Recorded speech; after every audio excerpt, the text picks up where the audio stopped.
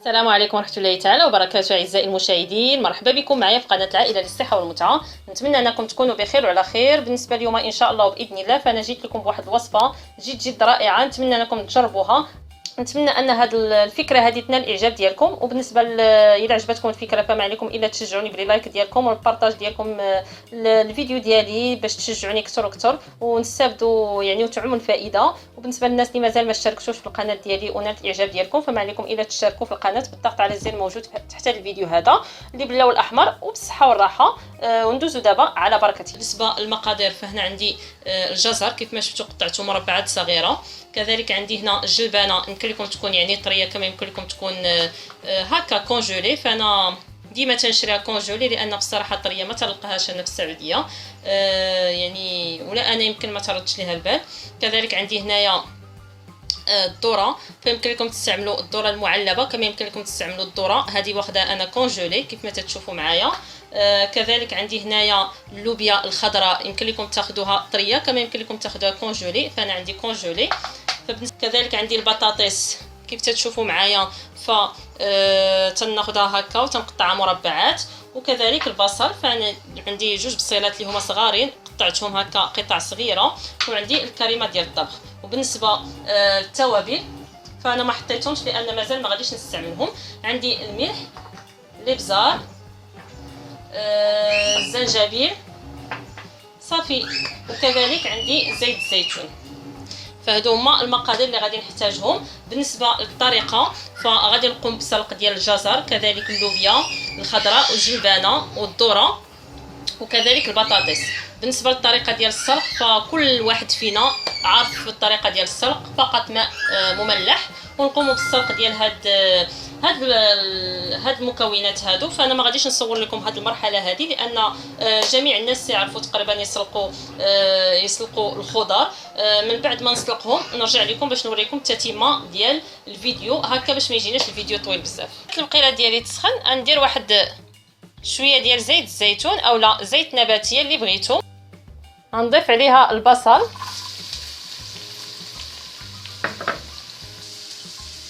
غنضيف القليل من الملح ما تكثروش لان كيف قلت لكم الخضر فاحنا سلقناهم بالملح كيف ما تشوفوا معايا في الصوره. فبالنسبه للبصل فانا قليتها شويه فهي بدات تنزل. دابا ما بقى لي الا غادي نضيف عليها البطاطس باش نحمرها بحال اللي غادي تقليوها في الزيت ولكن حنا غادي نحمروها في هاد البصل وهذيك زيت الزيتون. وغادي نضيف كذلك واحد شويه ديال الابزار ونخلي هاد البطاطس هذه حتى تحمر ليا كيف قلت لكم بحال اللي قليناها في الزيت.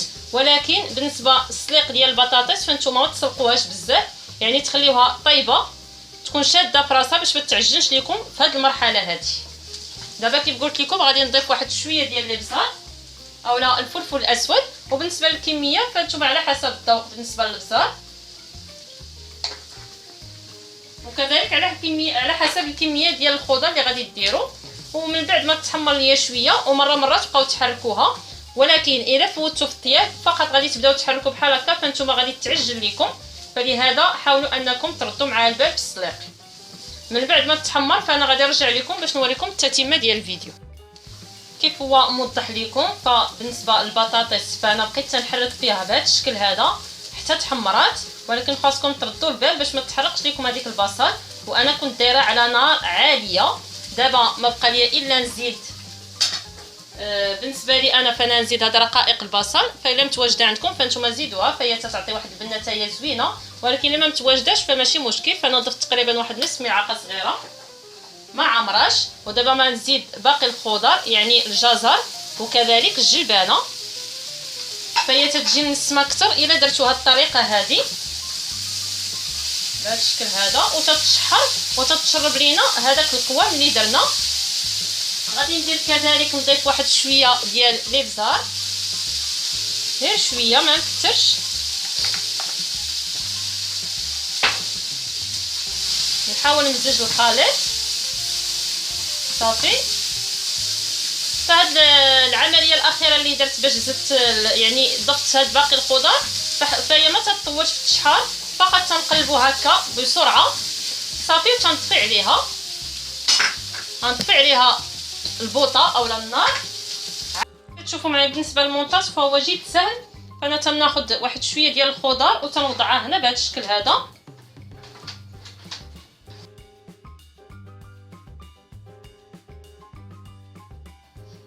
فهذه كذلك الاولاد تيحماقوا عليها. انا شخصيا الابنه ديالي فهي تتاكلها تتعجبها بزاف. فبالنسبه لهاد القوالب هادو فهي ديال الزجاج تدخل عندي للفرن. كذلك يمكن لكم ديروها في قوالب اللي هي ياكلوا فيها الجميع. فانا تندير قوالب فرديه كل واحد ديالو.